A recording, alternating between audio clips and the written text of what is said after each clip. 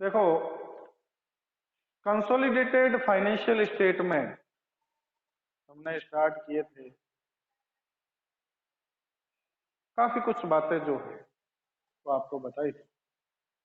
Main basic जो 4 points है वो तो आपको ध्यान रखनी है, क्योंकि सारा काम जो है वो उन्हीं के ऊपर डिपेंडेंट है। क्योंकि अब जो चीजें मेन एडजस्टमेंट बताने वाला हूं मैं, उसके लिए वो सब कुछ तो आपको आना ही चाहिए।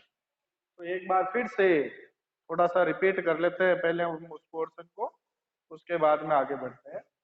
देखो, सबसे पहले मैंने आपको बताया था कि सबसे पहले आपको करंट ईयर का प्रॉफिट कैलकुलेट करना होगा। करंट ईयर का प्रॉफिट कैलकुलेट करने के लिए यदि आपने करंट ईयर में से कोई जनरल रिजर्व में पैसा ट्रांसफर किया है ना, या कोई भी एडजस्टमेंट किया है करंट ईयर का, तो आप एक बार उसे करंट ईयर के प्रॉफिट प्रॉफिट में वापस ऐड कर, या आप पी एंड एल अकाउंट बना सकते हो, जैसे लास्ट क्लास में मैंने आपको बताया था कि उससे आप करंट ईयर का प्रॉफिट कैलकुलेट कर। करंट ईयर के प्रॉफिट को दो हिस्सों में बांट देंगे, pre acquisition profit, post acquisition profit. ये फर्स्ट स्टेप होगा अपना। उसके बाद में सबसे पहले आपको कैलकुलेट करनी है नेटवर्थ। नेटवर्थ किसकी कैलकुलेट करनी है? सब्सिडरी की। ठीक है। 2 नंबर पे कैलकुलेट करनी है गुडविल या कैपिटल रिजर्व, ये होल्डिंग कंपनी का। अच्छा, आज सुबह किसका मैसेज आया था? कॉस्ट ऑफ कंट्रोल वर्ड पूछा था। गुडविल या कैपिटल रिजर्व निकालना जो होता है ना, उसको हम कॉस्ट ऑफ कंट्रोल भी कहते हैं। ये ध्यान रखना, वो केवल गुडविल नहीं, कॉस्ट ऑफ कंट्रोल में कैपिटल रिजर्व भी आ जाता है, दोनों ही बातें आ जाती है। तो इसको हम कॉस्ट ऑफ कंट्रोल भी कह सकते हैं, calculation of cost of control. ठीक है। 3rd नंबर में आपको बताया था minority share holder interest calculate करना, ये सब्सिडरी कंपनी के लिए होता है। और 4th नंबर में कंसोलिडेटेड प्रॉफिट कैलकुलेट करना, ये होल्डिंग कंपनी। ये 4 चीजें तो आपको मैंने बताई थी। हाँ, तो ये 4 पॉइंट्स जो है ये तो आपको ध्यान में रखना ही है। नेटवर्थ के लिए क्या क्या चीजें लेते हैं मैंने आपको सब बता दी थी। इक्विटी शेयर कैपिटल लेते हैं, जनरल रिजर्व का ओपनिंग बैलेंस, पी&एल का opening balance, pre acquisition profit जो ये निकाला था ये भी नेटवर्थ में ऐड करते हैं, revaluation of assets and liabilities वो भी लेते हैं। ये सब चीजें आपको बता दी थी। और लेस क्या क्या करते हैं, इनमें से यदि कोई लॉस हो तो लेस कर देते हैं। इसके अलावा फिक्टिशियस एसेट्स और मिसलेनियस एक्सपेंडिचर या डेफर्ड रेवेन्यू एक्सपेंडिचर हो तो उसको लेस, तो नेटवर्थ कैलकुलेट हो जाती है। गुडविल या कैपिटल रिजर्व कैसे निकालते हैं? तो भाई cost of investment, holding company ने इन्वेस्टमेंट कितने रुपए में परचेज किए हैं वो ले लेते हैं, और उसमें से जितना होल्डिंग कंपनी का नेट वर्थ में शेयर होता है वो less. Minority share holder interest कैसे निकालते हैं? तो नेटवर्थ में माइनॉरिटीज का जितना शेयर है वो लेते हैं, और उसमें ऐड करते हैं post acquisition profit, minority minority का हिस्सा पोस्ट एक्विजिशन। और कंसोलिडेटेड प्रॉफिट जो होल्डिंग कंपनी के लिए निकालते हैं, उसमें आपको क्या बताया था कि भाई एक तो P and L account, holding company का पी एंड एल का ओपनिंग बैलेंस, करंट ईयर का प्रॉफिट होल्डिंग कंपनी का, और पोस्ट एक्विजिशन प्रॉफिट में जितना शेयर है वो। देखो, ये तो चलो अपना नॉर्मल कैलकुलेशन का पॉइंट है, ये तो आपको सबको इस चैप्टर का बेसिक ही यही है, ये तो पता होना ही। अब मैं कुछ डिविडेंड्स के नाम लिखूंगा, उन सारे डिविडेंड के एडजस्टमेंट्स होंगे और सबके अलग अलग तरह के एडजस्टमेंट होंगे। बात वही है कि रटना नहीं, सीखना। सीख जाओगे ना तो आपको रटने की जरूरत नहीं पड़ेगी, और हर समय दिमाग में रहेंगे कि कौन सी चीज का क्या एडजस्टमेंट होता है। रटने की कोशिश करोगे ना, इतने सारे डिविडेंड है, आप खुद कंफ्यूज हो जाओगे कि कौन से डिविडेंड में क्या करना है। चलो आप लोग मेरे को नाम बताओ, डिविडेंड कौन कौन से हो सकते हैं? कितने डिविडेंड के नाम आपको याद है, बताओ।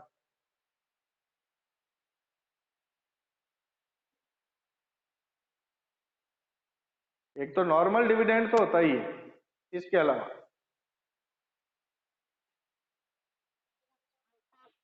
अनपेड डिविडेंड, क्यूमुलेटिव तो अलग चीज है, वो तो केवल प्रेफरेंस शेयर के लिए होती है।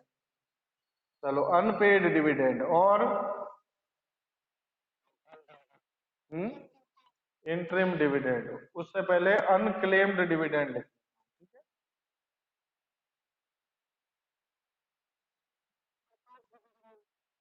प्रपोज्ड डिविडेंड,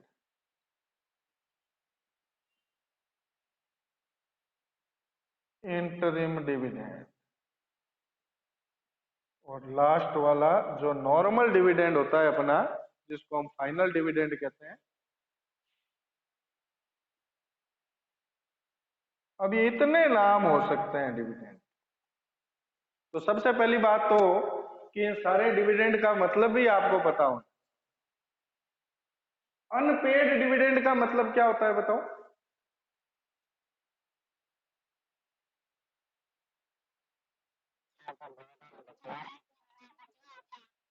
ड्यू हो गया है, नहीं, डिक्लेयर हो गया है, बिल्कुल सही है। कंपनी ने कभी डिविडेंड डिक्लेयर कर दिया है लेकिन पेड नहीं किया, तो उसको अनपेड डिविडेंड कहते हैं। देखो, पहले मैं प्रोसीजर बता देता हूं आपको, वैसे आप सबको मालूम होगा। जैसे मान लो अपना 31 मार्च एंड होता है किसी भी साल का, तो कंपनी क्या करती है, डिविडेंड का प्रपोजल करती है। कंपनी के जो डायरेक्टर्स होते हैं वो इस डिविडेंड को प्रपोज करते हैं, ठीक है ना। प्रपोज डिविडेंड इक्विटी शेयर का भी हो सकता है, प्रेफरेंस का भी हो सकता है। हम यहाँ पे तो खैर इक्विटी शेयर की बात करेंगे केवल, प्रेफरेंस का यहाँ पे कोई लेना देना ही नहीं है कंसोलिडेशन में। प्रपोजल होता है सबसे पहले डिविडेंड का, और जैसे ही डिविडेंड का प्रपोजल होता है उसके साथ डिविडेंड टैक्स का भी प्रपोजल होता है। डिविडेंड टैक्स की रेट क्या है, किसी को पता है?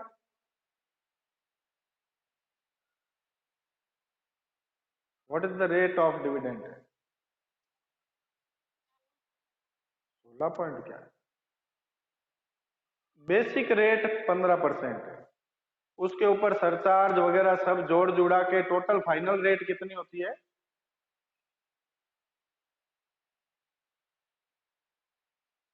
याद है किसी को?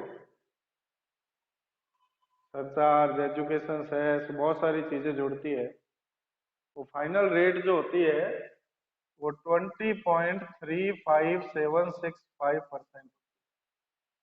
लेकिन जहां तक मेरे को याद आ रहा है, अभी तक मैंने खैर किसी बुक में पढ़ा नहीं, क्योंकि पहली बात तो इस साल कोई नई बुक छपी भी नहीं।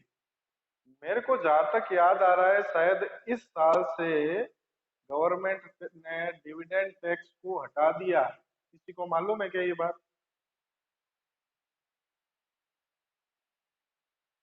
अभिषेक, आप तो टच में रहे होंगे, याद है?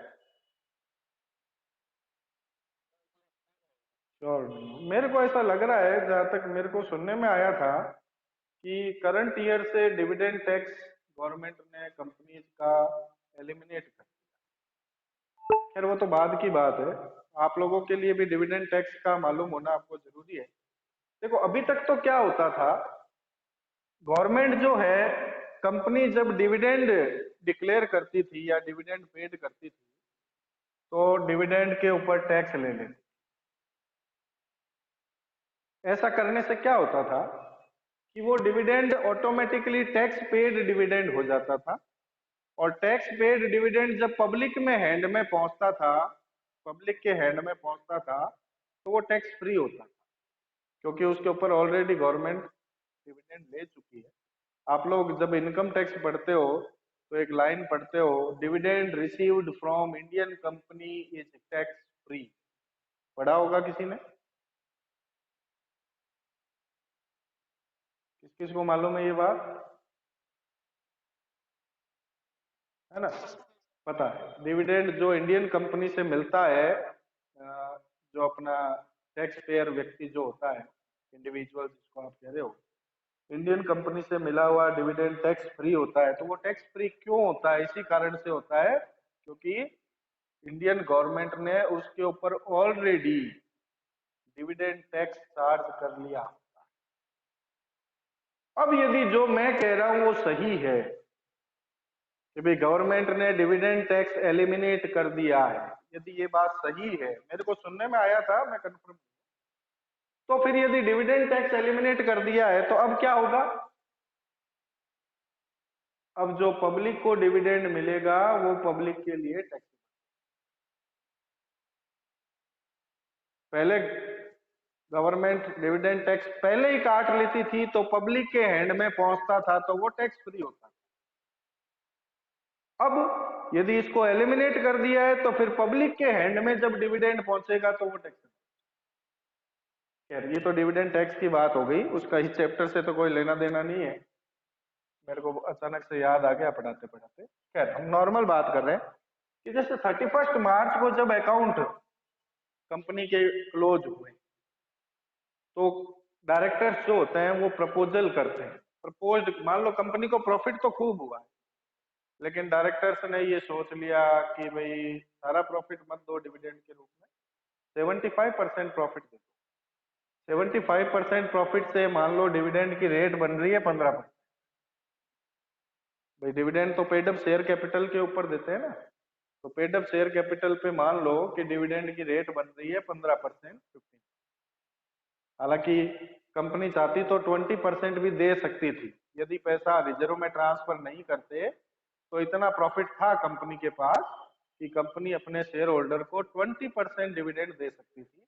लेकिन डायरेक्टर्स ने ये सोचा कि नहीं, 15% ही दो, बाकी रिजर्व में रखो। तो डायरेक्टर्स ने प्रपोजल किया 15%। ये डायरेक्टर का प्रपोजल होता है, डायरेक्टर इसके बारे में डिसीजन नहीं ले।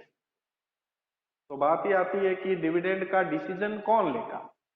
डिविडेंड का डिसीजन लेगा share holder, equity share holder. तो कंपनी की जब एनुअल जनरल मीटिंग होती है, एनुअल जनरल मीटिंग में सारे शेयर होल्डर्स को बुलाया जाता है। वो बात अलग है कि लोग पहुंचते भी नहीं। अभी मान लो किसी कंपनी के, रिलायंस कंपनी है, मान लो रिलायंस कंपनी ने 1 करोड़ शेयर इशू किए। अब मैंने एक शेयर खरीदा हुआ, अब मुझे मीटिंग में बुलाया जाएगा कि एनुअल जनरल मीटिंग में आओ मुंबई, तो मेरा दिमाग खराब है, एक शेयर है मेरे पास में, मैं मुंबई पैसे लगा के जाऊंगा, क्या मतलब है? मैं तो नहीं जाता, मैं नहीं जाता। ऐसे मेरे जैसे लाखों व्यक्ति होते हैं, वो नहीं जाएंगे। तो वहां पहुंचने वाले व्यक्तियों की संख्या बहुत कम होती है। जनरली वो व्यक्ति पहुंचते हैं जिनके पास में कंपनी की होल्डिंग थोड़ी ज्यादा होती है, 5%, 10% शेयर खरीदे हुए होते हैं, उनका कंपनी में इंटरेस्ट ज्यादा होता है। हमारा क्या इंटरेस्ट? 1 करोड़ शेयर में एक शेयर हमने खरीद रखा है, हम वहां जाके करेंगे भी क्या? और कौन सा कोई फैसला पलट देंगे बोर्ड का, या मीटिंग में जो फैसला होगा, डिसीजन होगा, क्या हम पलट देंगे क्या एक शेयर वाला? हम कैसे पलट सकते हैं? भाई 1 करोड़ शेयर है तो 50 लाख से ऊपर मेजोरिटी बन जाती है, तो 50 लाख से ऊपर जो बोल देंगे वो तय हो जाएगा, तो अपने एक शेयर की क्या वैल्यू है? खैर, हम वो बात नहीं कर रहे।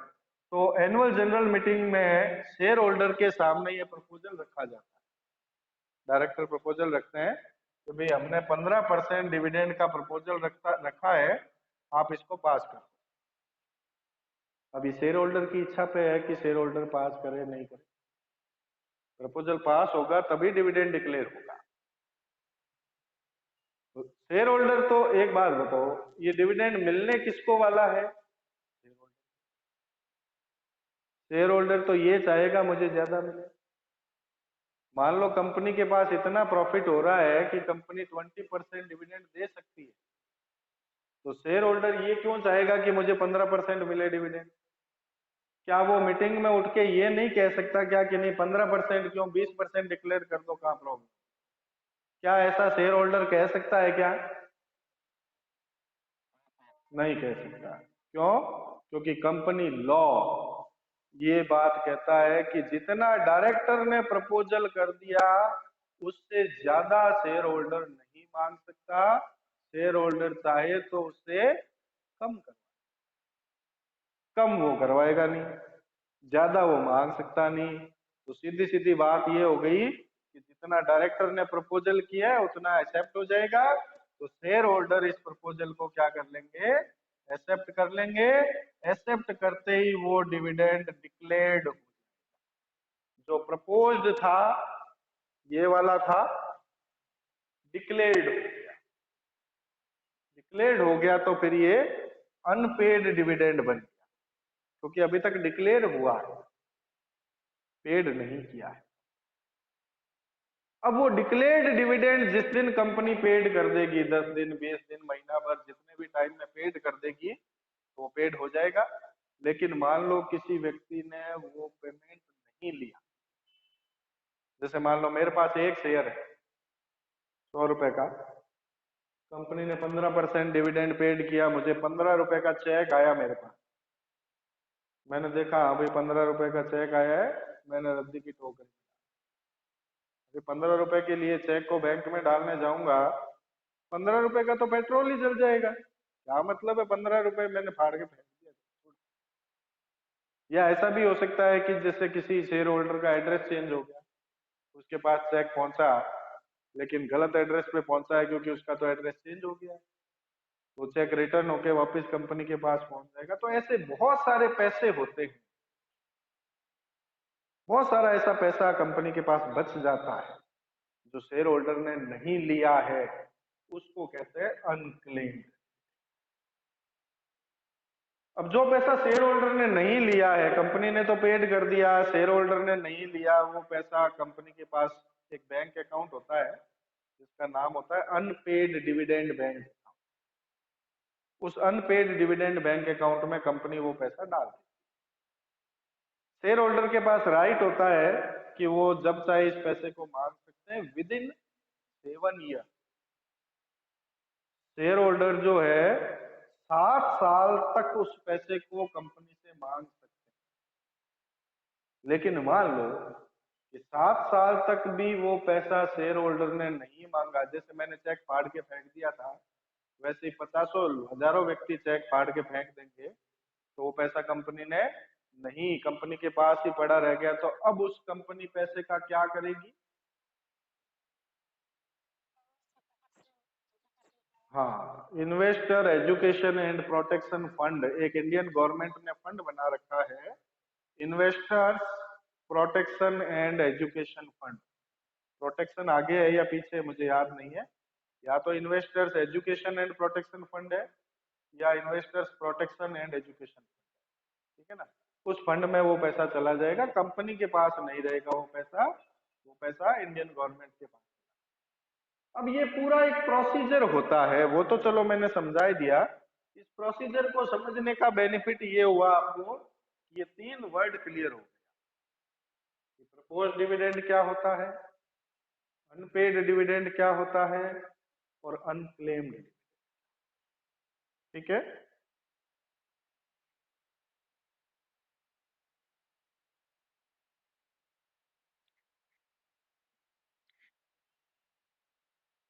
इसके अलावा बात आई इंटरिम डिविडेंड की, तो इंटरिम डिविडेंड किसको कहते हैं हम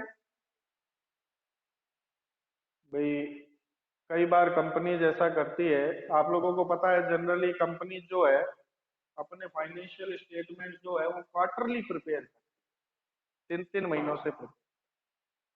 तो अभी 3 महीने हुए, फिर 6 महीने हुए, तो कंपनी को ऐसा लगने लग गया कि इस साल प्रॉफिट बहुत ज्यादा हो, तो कंपनी सोचती है कि थोड़ा सा डिविडेंड शेयर होल्डर को साल के बीच में एक्स्ट्रा दे देते हैं, साल के एंड में जो देना है वो तो देना ही है, साल के बीच में थोड़ा एक्स्ट्रा डिविडेंड दे देते हैं ताकि कंपनी की रेपुटेशन भी बढ़ जाएगी और शेयर मार्केट में कंपनी के शेयर की प्राइस,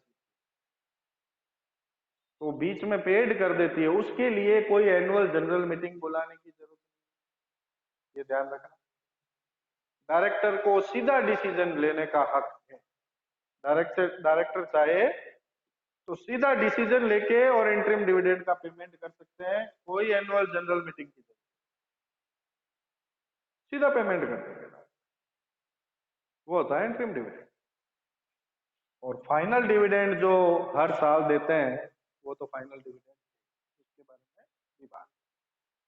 अब सवाल ये आता है कि भाई ये इतने सारे डिविडेंड के मैंने नाम लिखे हैं, इनका कंसोलिडेटेड फाइनेंशियल स्टेटमेंट में क्या यूज होगा और कंसोलिडेटेड फाइनेंशियल स्टेटमेंट में क्या क्या एडजस्टमेंट बनेगा, ये सब सब्सिडरी कंपनी के लिए है, ये ध्यान रखना। ये पूरे वर्ड्स जो लिखे हैं ये सब्सिडरी कंपनी के डिविडेंड के लिए है। सब्सिडरी कंपनी अपने शेयर होल्डर्स को जो डिविडेंड देगी उसके ऊपर हम बात कर रहे हैं, ठीक है। अब मैं एक एक पॉइंट लेता हूं और आप लोग उसको क्लियर करते जाओ, दिमाग में बिठाते जाओ, क्या करना है रटने की जरूरत नहीं। देख, सबसे पहले अनपेड डिविडेंड। तो सबसे पहले तो ये बताओ कि अनपेड डिविडेंड जो है वो सब्सिडरी कंपनी के फाइनल अकाउंट्स में कहां पे दिया हुआ होगा?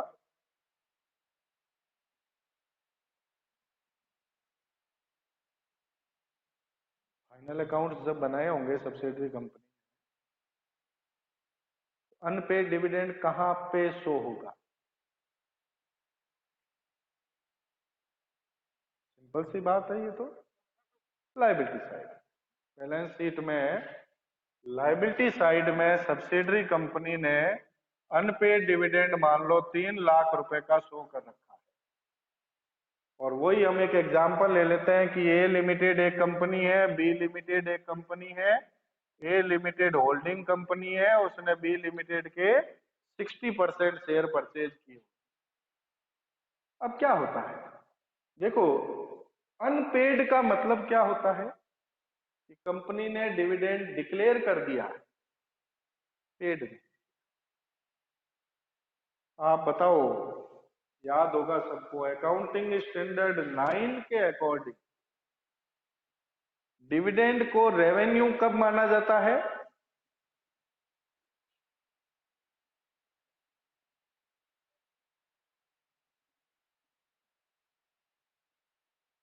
डिक्लेयर्ड।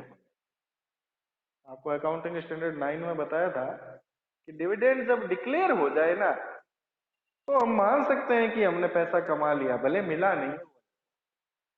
अब सब्सिडरी कंपनी ने डिविडेंड डिक्लेयर कर दिया,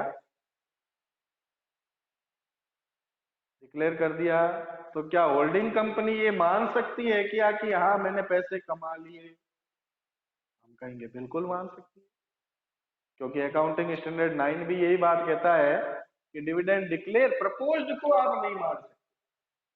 कंपनी ने, डायरेक्टर्स ने डिविडेंड का प्रपोजल किया है तो आप नहीं मान सकते कि आपने पैसे कमाए, लेकिन कंपनी ने डिविडेंड डिक्लेयर कर दिया, पेड नहीं किया, आप मान सकते हो कि आपने पैसे कमा लिए। तो 3 लाख रुपए का 60% होल्डिंग कंपनी ए लिमिटेड को मिलने वाला है। होल्डिंग कंपनी ने 1,80,000 रुपए जो मिलने वाले हैं उसको अपना रेवेन्यू मान लिया, इनकम मान ली, और इनकम मान के कहां पे शो कर दी? बैलेंस शीट के एसेट साइड में शो कर दिया कि 1,80,000 इससे मिलने वाला है, हालांकि मिला नहीं है क्योंकि सब्सिडरी कंपनी ने पेड ही नहीं किया। यदि पेड किया होता तो फिर फाइनल अकाउंट में अनपेड डिविडेंड नाम थोड़ी दिखाता सब्सिडरी। अनपेड डिविडेंड नाम दिखा रहा है सब्सिडरी कंपनी, इसका मतलब सब्सिडरी कंपनी ने पेड नहीं किया, डिक्लेयर कर दिया है। डिक्लेयर करते ही होल्डिंग कंपनी ने ये मान लिया था कि मैंने पैसा कमा लिया और उसने वो डिविडेंड अपनी बैलेंस शीट के एसेट साइड में दिखा दिया। अब सोचो, जब दोनों की बैलेंस शीट मर्ज होगी तो ये कैसा ट्रांजैक्शन बन गया?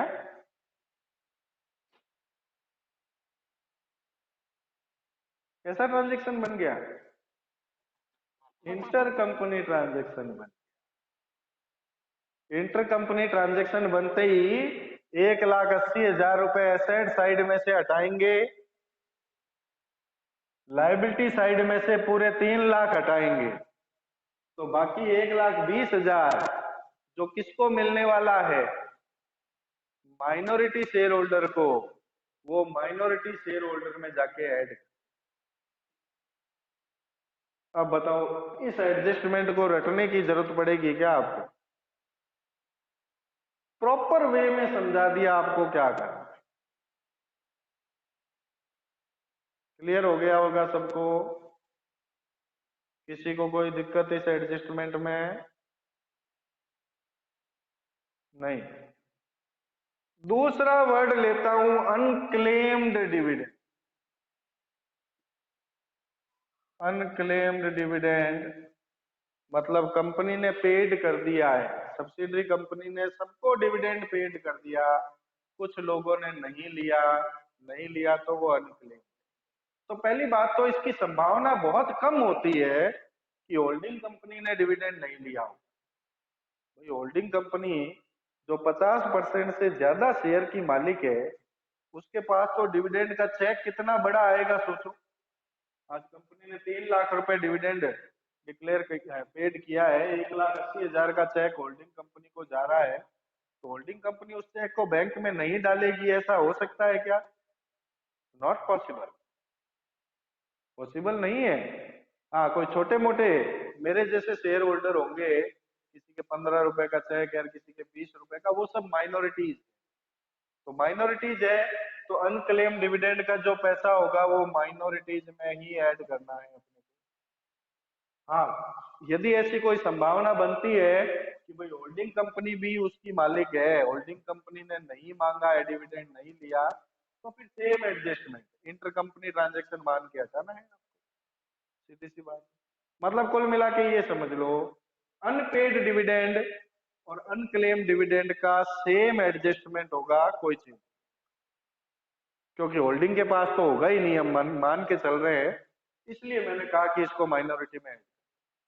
यदि होल्डिंग के पास भी है तब तो सेम एडजस्टमेंट होगा, सोचने की जरूरत। ठीक है, चलो दो चीजें क्लियर हो गई। ठीक है,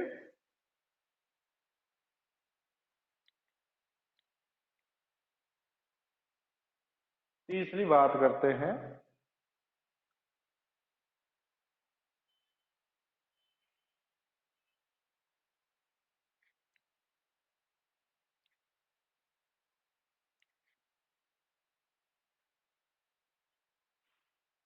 प्रपोज्ड डिविडेंड। प्रपोज डिविडेंड का मतलब क्या है, बताया था अभी आपको। कंपनी ने डिविडेंड डिक्लेयर नहीं किया है, सब्सिडरी कंपनी ने केवल डिविडेंड का प्रपोज, तो केवल प्रपोजल ही किया है। जब प्रपोजल किया है तो फिर उस केस में क्या करेंगे बताओ?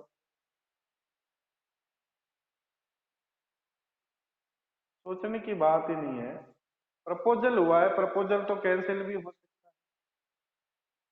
तो आप क्या करोगे, सब्सिडरी कंपनी के लाइबिलिटी साइड में प्रपोज डिविडेंड शो हो रखा है, आप इस प्रपोज डिविडेंड को कैंसिल कर दो, क्योंकि डिक्लेयर तो हुआ नहीं। कैंसिल करने से क्या होगा, करंट ईयर का प्रॉफिट ऐड कर देना।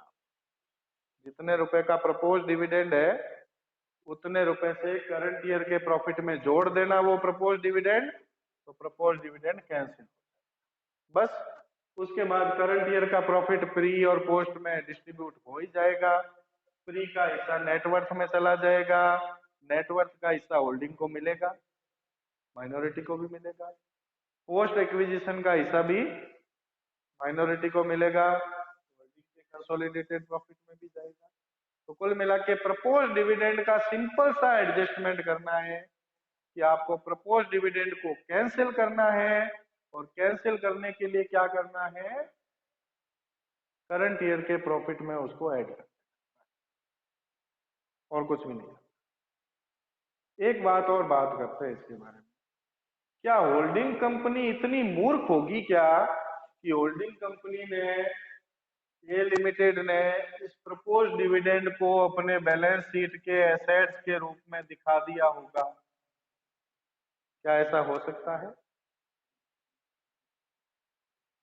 नहीं हो सकता, क्योंकि इसने डिक्लेयर नहीं किया ना।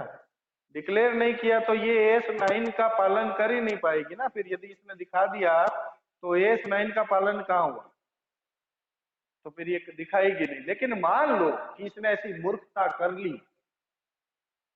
मान लेते हैं कि होल्डिंग कंपनी ने एस 9 को नहीं माना और मूर्खता कर ली, मूर्खता करके बैलेंस शीट के एसेट्स में शो कर दिया है, तो आपको वापस रिवर्स करना पड़ेगा। आप बताओ, होल्डिंग कंपनी ने नहीं, इंटर कंपनी ट्रांजेक्शन नहीं, नो। इंटर कंपनी कैसे होगा? आपने सब्सिडरी कंपनी के प्रपोज डिविडेंड खाते को हटा दिया है बैलेंस शीट में से और करंट ईयर का प्रॉफिट ऐड कर दिया है। तो जब लायबिलिटी साइड से प्रपोज डिविडेंड हट ही गया है, तो जब आप बैलेंस शीट मर्ज करोगे तो प्रपोज डिविडेंड लायबिलिटी में आएगा ही नहीं। नहीं आएगा तो इंटर कंपनी ट्रांजेक्शन कैसे होगा? हो सकता है क्या?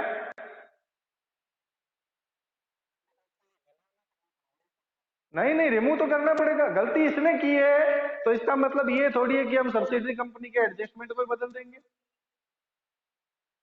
सब्सिडरी कंपनी का तो जो एडजस्टमेंट है वो ही करेंगे। सब्सिडरी कंपनी का एडजस्टमेंट मैंने क्या बताया? प्रपोज डिविडेंड को आप कैंसिल करोगे, कैंसिल करके करंट ईयर के प्रॉफिट में, ठीक है ना? तो लेकिन अब इसने गलती कर दी, होल्डिंग कंपनी ने क्या गलती कर दी कि इसने अपनी बैलेंस शीट में शो कर दिया। तो पहले मुझे ये बताओ, होल्डिंग कंपनी ने ये गलती जब की होगी तो जर्नल एंट्री क्या की होगी?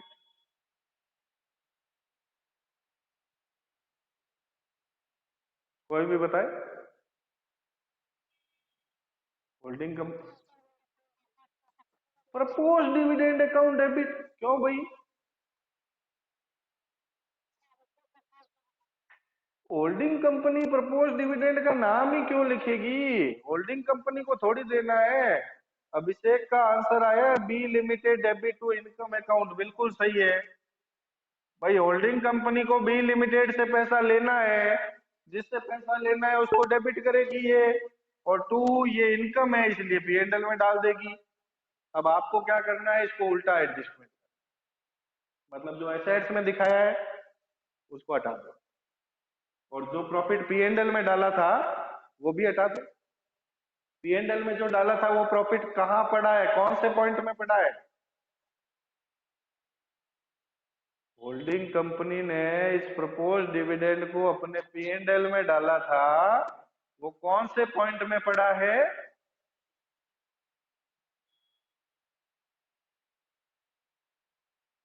कंसोलिडेटेड प्रॉफिट में। तो कंसोलिडेटेड प्रॉफिट किसके लिए निकालते हैं?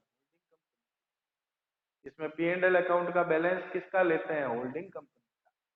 करंट ईयर का प्रॉफिट किसका लेते हैं? होल्डिंग कंपनी का। तो उस करंट ईयर के प्रॉफिट में ये जुड़ा हुआ है, आप कंसोलिडेटेड प्रॉफिट में से उसको ले। हालांकि मैं आपको बता चुका हूं ऐसी पॉसिबिलिटीज बहुत कम है कि होल्डिंग कंपनी ने ऐसी मूर्खता की होगी, लेकिन हमने एज्यूम कर लिया कल को उसने मूर्खता ऐसी कर भी दी है, तो आप इस तरह से। क्लियर है? Any doubt? नहीं।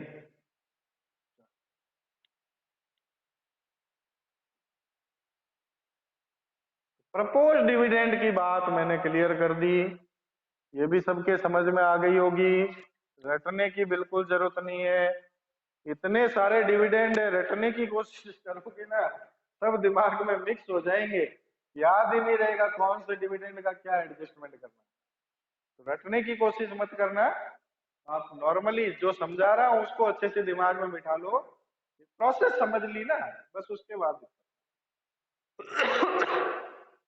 नेक्स्ट लेता हूं, इंटरिम डिविडेंड। सबसे पहली बात तो ये कि इंटरिम डिविडेंड का मतलब मैंने आपको क्या बताया कि वो साल के बीच में पेड ही हो गया। डिक्लेयर्ड विक्लेयर्ड कुछ नहीं है, पेड हो चुका है, पैसा पेमेंट हो गया। तो साल के एंड में जब सब्सिडरी कंपनी अपनी बैलेंस शीट बनाई, वीडियो में प्रॉब्लम आ रही है क्या भाई?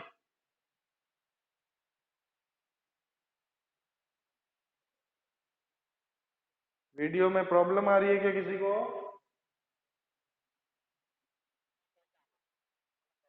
ठीक। तो इंटरिम, हाँ ठीक, इंटरिम डिविडेंड का मतलब क्या होता है कि वो पेड हो चुका। जब पेड ही हो गया है तो आप बताओ, जब सब्सिडरी कंपनी अपनी बैलेंस शीट बनाई तो क्या इंटरिम डिविडेंड उसके लायबिलिटी साइड में होगा क्या?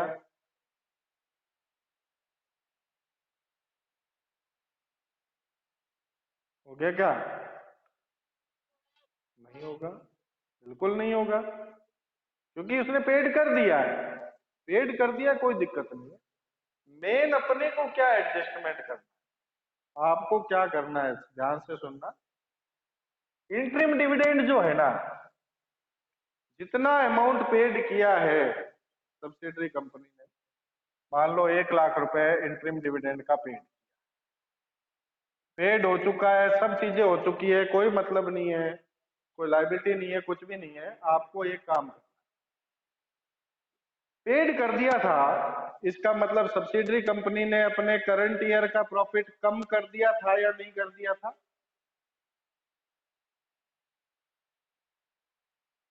भाई इंटरिम डिविडेंड करंट ईयर के प्रॉफिट में से पेड होता है, आप सबको पता है। उसने पेड कर दिया, 31 मार्च की बैलेंस शीट बना ली, तो क्या सब्सिडरी कंपनी ने अपने करंट ईयर के प्रॉफिट को कम किया था या नहीं किया था?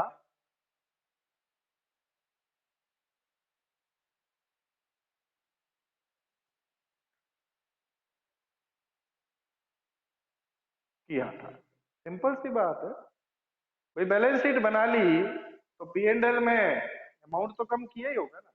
अब आपको क्या करना है, ये इंटरिम डिविडेंड का अमाउंट करंट ईयर के प्रॉफिट में वापस ऐड।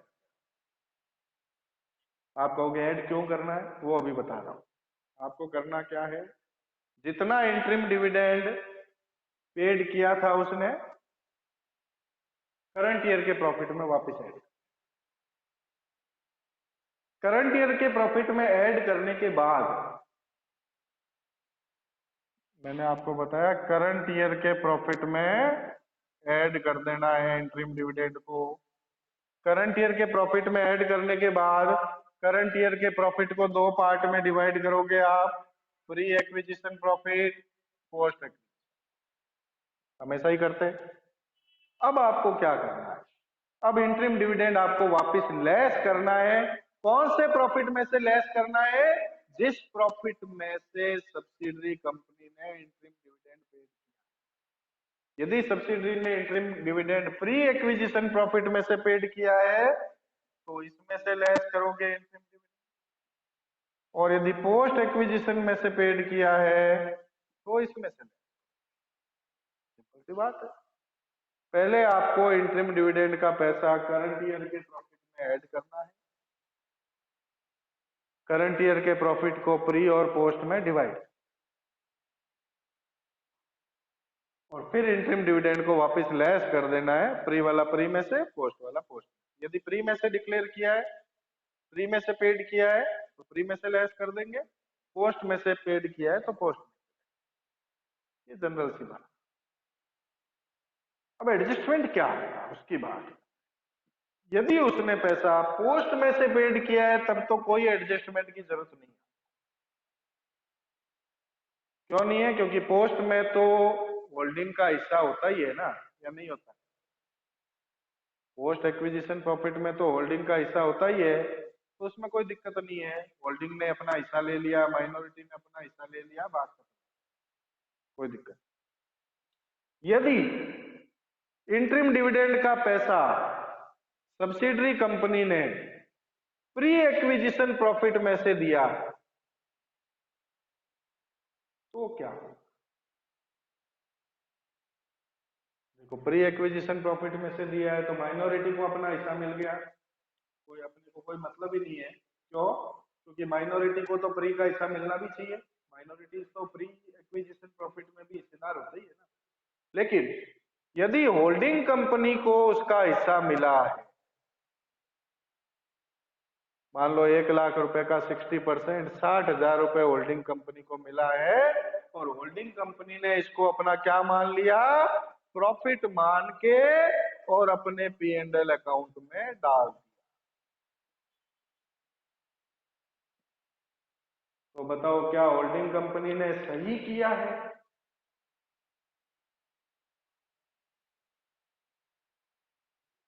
ये चैप्टर जब हमने स्टार्ट किया था तो शुरू शुरू में ये बात बताई थी कि यदि किसी को प्री एक्विजिशन प्रॉफिट में से डिविडेंड मिल जाए तो क्या उसे डिविडेंड की इनकम माननी चाहिए क्या? नहीं माननी। उस केस में उस व्यक्ति को वो डिविडेंड अपने P&L अकाउंट में नहीं डालना चाहिए, बल्कि उस डिविडेंड से अपने इन्वेस्टमेंट की कॉस्ट को कम करना। लेकिन होल्डिंग कंपनी ने ये डिविडेंड कहाँ डाल दिया? अपने P&L अकाउंट में डाल दिया। P&L अकाउंट में डाल दिया मतलब वो पैसा कंसोलिडेटेड प्रॉफिट में पड़ा है, तो आप क्या करोगे? कंसोलिडेटेड प्रॉफिट में से उस पैसे को 60,000 रुपए को, क्योंकि उस प्रॉफिट में ऐड हो रखा, ये तो लेस कर दिया। अब एक्चुअल में एडजस्टमेंट करना क्या था कि होल्डिंग कंपनी को अपनी कॉस्ट ऑफ इन्वेस्टमेंट को कम करना था। तो जब आप गुडविल या कैपिटल रिजर्व निकालते हो तो स्टार्टिंग में जो कॉस्ट ऑफ इन्वेस्टमेंट लिखते हो उसमें से 60,000।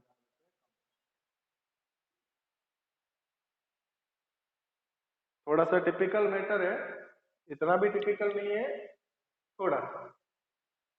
तो मेरे हिसाब से समझ में आ गया होगा सबको।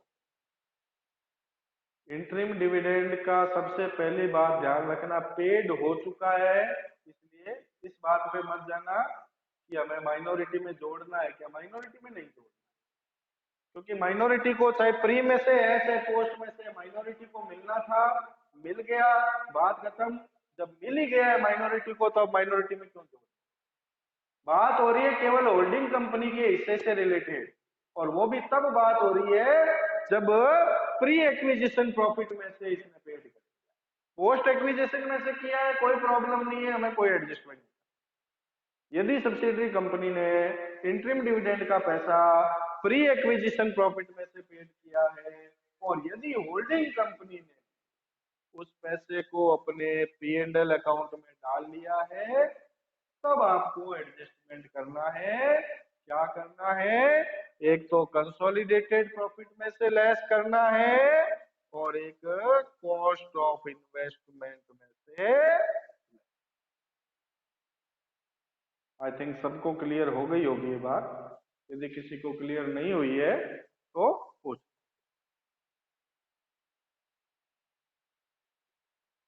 Any doubt? नहीं। चलो आगे बढ़ते हैं।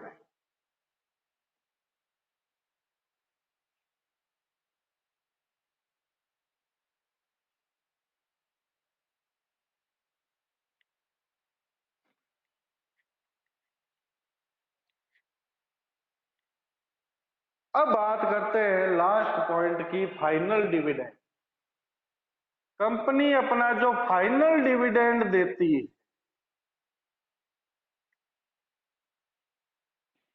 मान लो सब्सिडरी कंपनी ने अपना फाइनल डिविडेंड दिया, फाइनल डिविडेंड दिया मान लो 2012-13 ईयर का, 12-13 ईयर का डिविडेंड डिक्लेयर होगा। मान लो देखो 13 मार्च 2013 में तो प्रपोज्ड, ठीक है ना? मार्च 2013 में तो क्या होगा? प्रपोजल होगा। मान लो कंपनी अपनी एनुअल जनरल मीटिंग बुलाएगी जुलाई में, जुलाई में डिक्लेयर होगा और पेड कर रही है कंपनी सितंबर में इस पैसे को। उसके बीच में मान लो 1 जून को होल्डिंग कंपनी ने सब्सिडरी कंपनी के 60% शेयर परचेज तो कर लिए 1 जून को। तब तक शेयर होल्डर को ये पता नहीं है कि डिविडेंड कितना मिलेगा। तो मार्केट प्राइस जो होती है वो कम डिविडेंड होती है, ये चीज मैं आपको पहले भी बता चुका हूँ। होल्डिंग कंपनी ने कम कम डिविडेंड बेस पे ये परचेज। अब जब कंपनी सितंबर में डिविडेंड पेड करेगी तो होल्डिंग कंपनी को भी मिल जाएगा। होल्डिंग कंपनी को मिलेगा ये डिविडेंड, तो क्या ये होल्डिंग कंपनी की रेवेन्यू इनकम है क्या? क्या ये होल्डिंग कंपनी की रेवेन्यू इनकम है?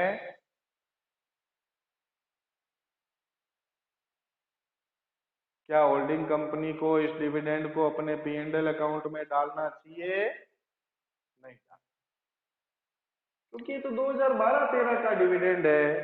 12-13 में तो होल्डिंग कंपनी इसकी शेयर होल्डर ही नहीं थी, सब्सिडरी कंपनी। जब शेयर होल्डर ही नहीं थी तो डिविडेंड क्यों मिल रहा है? डिविडेंड केवल इसलिए मिल रहा है क्योंकि 1 जून में जब उसके शेयर परचेज किए थे तो कम डिविडेंड बेसिस पे परचेज किए थे, तो डिविडेंड तो मिलेगा। तो ऐसा डिविडेंड किस लिए काम में लेते हैं, फिर क्या करते हैं ऐसे डिविडेंड का? क्या करते हैं? Purchase consideration. इस चैप्टर में कौन सा परचेज कंसिडरेशन है?